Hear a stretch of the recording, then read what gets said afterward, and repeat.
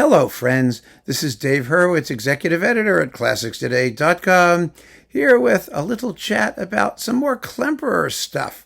Now, as you know, there is a huge Klemperer box, like 95 CDs, chugging out from Warner at some point. It may already have happened if this is the year 2765.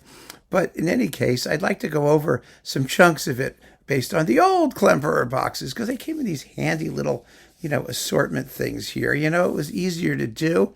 And this is the box devoted to concertos. And there are some doozies in here. Actually, it's a very strong box. One of the interesting things about some of the greatest conductors, for example, like Toscanini and Zell and Karajan and those people, they weren't really great concerto accompanists because, they were great concerto accompanists, but they couldn't find soloists to accompany.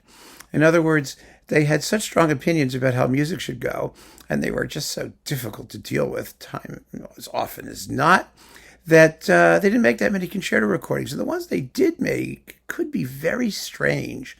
It was an odd thing when they found a congenial soloist to work with. For example, Christian Ferris with Karajan, that was a match made in heaven. Alexis Weissenberg with Karajan,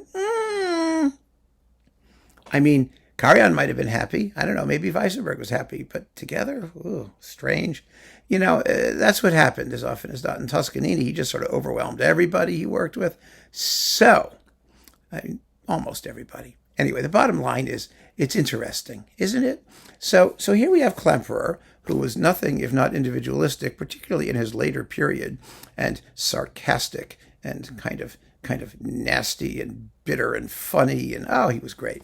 Anyway, his favorite songwriter was Tom Lehrer. He loved the Vatican Rag and the Ballad of Alma. Oh, that one had him in stitches, as you might imagine. So, how could you not love Klemperer? Anyway, these are his concerto recordings, and most of them are terrific. Actually, they're all pretty terrific. There's nothing really bad in here. He was quite splendid in these select works with these select soloists. Fortunately, he didn't make lots of terrible recordings with his select soloists. So let's see what we have in here. It's music by Mozart, Beethoven, Schumann, Liszt, and Brahms, and it's really pretty special. So what do we have? We have the Mozart Horn Concerti with Alan Civil from 1960. These are wonderful, wonderful performances. Everybody ignores these because it's on the same label as the famous Dennis Brain Mozart Horn Concerti, and which are in mono and whatnot. But these are better. Who are we? First of all, let's be honest. Horn players. I love the French horn. Some of my best friends were horn players. You know what they say. It's an amazing instrument, but the differences from one great horn player to another, really? It's all about whether you like the tone or not. And, Alan Civil was in that tradition of great English horn playing, which is quite a tradition. And their wonderful performances in Klemperer is so much more positive in the accompaniments than was Herbert von Karajan or Savalas, whoever, I don't even remember, who was conducting with Dennis Brain. And the sound is, of course, 100 times better. And so what's not to like? And the Mozart Horn Concerti are ephemeral and fairly uninteresting works anyway. So yes, it's a wonderful performance, recording. Then we've got, let's see here, Mozart Piano Concerto 25 coupled with Liszt Piano Concerto 1. Now the Mozart is with the young Daniel Barenboim.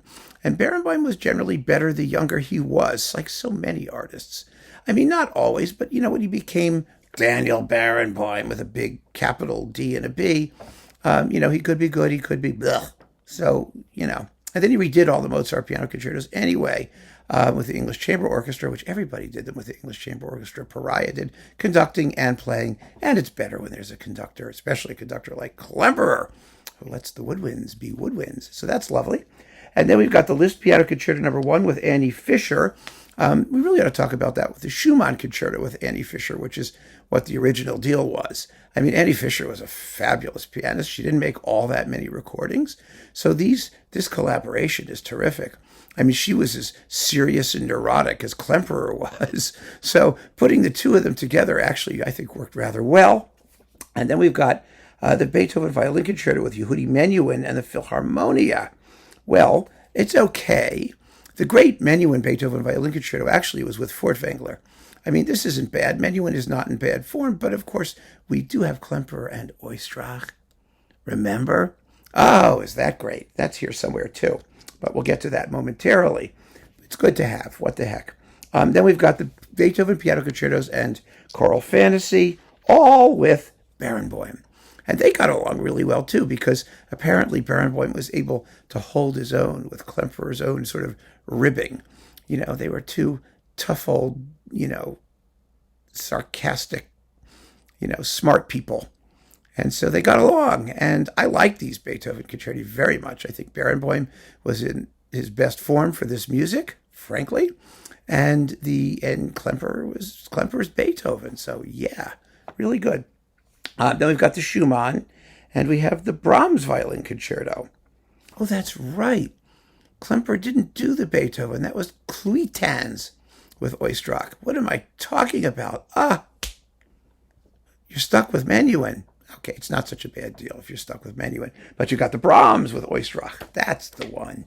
And the French National Radio, whatever they are, Radio Diffusion, television, something, radio, who cares? Fabulous performance of the Brahms. And so, yes, on the whole, this is a very distinguished set of concerti with Klemperer. Well worth owning, and I'm sure they'll all be in the big box. So it's a nice little chunk of the Klemperer discography. Select, but of really uniformly high quality. Maybe it isn't the best in some things. I mean, the Beethoven piano concertos with Barenboim have always been a little controversial just because there's so many great recordings of those works. But, why complain? And if you're going after Klemperer, which was sort of the point of this set anyway, the soloists seem to matter less as long as they're good. And they're all good. They're all very good. And Klemperer's contribution is wonderful. So there you go. Keep on listening, friends. A little foretaste of the box to come, or that's already here. Take care.